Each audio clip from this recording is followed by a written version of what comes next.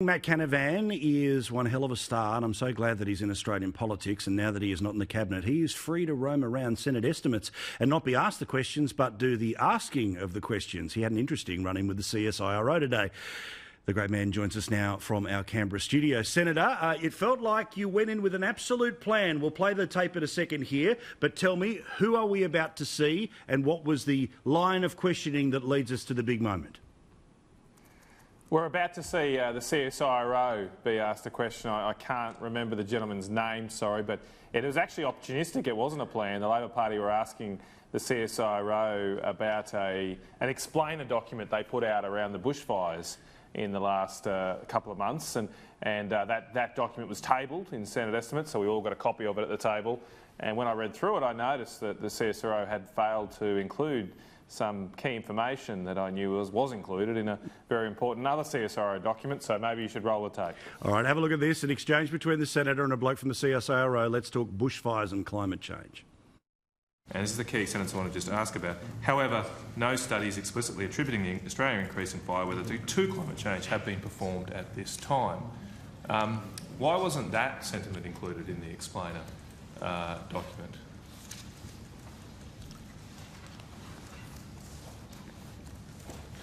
So as we pulled together the document, we were trying to look at the high level, try to keep it concise in terms of its scope. So it's really a question of what do you choose to put in and not put in. There's a lot of other things we could have written in it.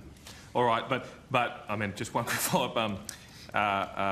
This is apparently the latest version of climate change in Australia. Is that still the position, that there are no studies explicitly attributing the Australian increase in fire weather to climate change?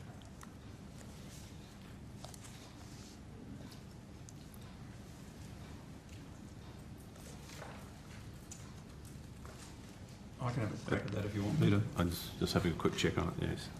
Yeah. But at this stage, there's historical studies around that, but at this point in time we haven't done any specific work.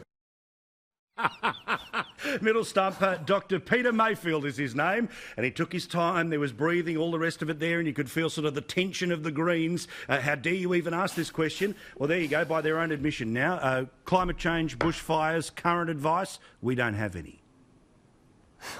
Paul, I've been on some dates where there's been some awkward silences. I've never had such a long awkward silence at Senate estimates. We counted it up; it was 10 seconds. And that's a long time with about 50 people in the room.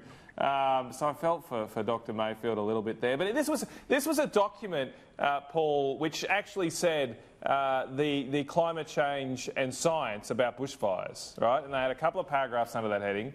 And they failed to include the fact that the CSIRO has concluded in their last report on climate change in Australia that there are no studies linking climate change to fire weather at this stage.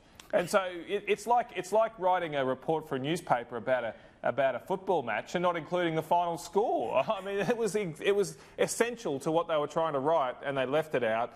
And they had no answer this afternoon about why it was left out at all. Well, let alone the whole sort of dog and pony show. Well, we need to make sure that it was a short document, there wasn't a lot in there. Well, it doesn't take up more than 2 sentences to put in there what they were forced to testify to today. Reminds me a little bit of when Ian McDonald, a former LNP senator, was able to push the chief scientist about which is, look, if Australia completely decarbonised, pulled everything out of the wall, what happens to global temperatures? Answer, 0. But of course, this goes nowhere other than probably this TV show and maybe a paper tomorrow. Well, that's right, Paul, and what we've got to be is upfront with the Australian people. And I think the good news, though, is there's a lot of common sense in the Australian people. And you might have seen a poll, I think maybe early last week, which showed that nearly 60% of Australians understand that the reason we've had these bushfires is a lack of hazard reduction. It's very, very simple. You don't need a PhD to understand this. If you've got a lot of fuel lying around and you don't deal with it, you potentially have a huge fire risk, and that's what's happened in our country the last few months. Now, the science proof shows that too, and the reason I've gone and read a lot of these studies, Paul, behind this, and the reason the climate change scientists haven't been able to draw the link is because the climate change models also predict less rainfall, and that leads to lower fuel build-up, which potentially lowers bushfire risk despite potentially hotter days and weather. Now, of course, We've also seen now in the last few months that our forecasters, the great people at the Bureau, can't forecast the rain either, because they said there was going to be no rain this summer. And, you know, I'm looking out my window today and it hasn't stopped. How dare you question authority like this, Senator? It is a disgrace. By the way, if you get a chance, does this guy get to go round again tomorrow, or are we done with the CSIRO and Senate estimates?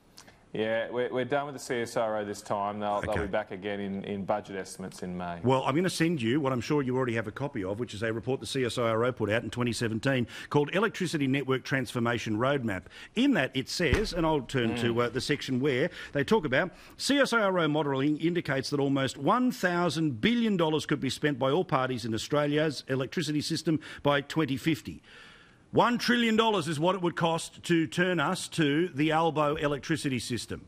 I'd love to hear the CSIRO explain $1 trillion. Well, and don't forget too the CSIRO report on net zero emissions that Anthony Albanese is relying on. When you go to the technical report, the technical appendix to their report, it says that under a net zero emissions high carbon price model, there'll be a substantial decline in agricultural production in Australia. Now, I'm taking a punt here, Paul, but I don't think Anthony Albanese has read the 444-page technical appendix to that CSIRO report, and he doesn't understand that what he's signed up to will devastate Australian farming, because you'll have to convert almost all farming to trees to offset all the carbon emissions in this country. Correct, but does it surprise you that most of the people that are sitting not too far from where you are right now in the press gallery, you know, very little questioning. Could you imagine in opposition if you set a target 30 years in advance with no details around it, that there's no follow-up on how you're going to achieve it? How are you going to pay for it? None. Oh, exactly, Paul. That's right, and that's why this is unbelievable. That a government or any opposition that is going for election every 3 years would get away with making a promise that's going to be at least 10 elections away. Now, we like to do a segment on this show, and before you go, I'd like to arm you with the latest data, which is, where did your power come from today? Have a look. In New South Wales, 82% of it... Yeah, well, I was going to say, 82% of it came from coal. In Queensland, 81% of it came from coal. And in Victoria, 82% of it came from coal. And that's where your power came from today, Australia. Thank you, Senator.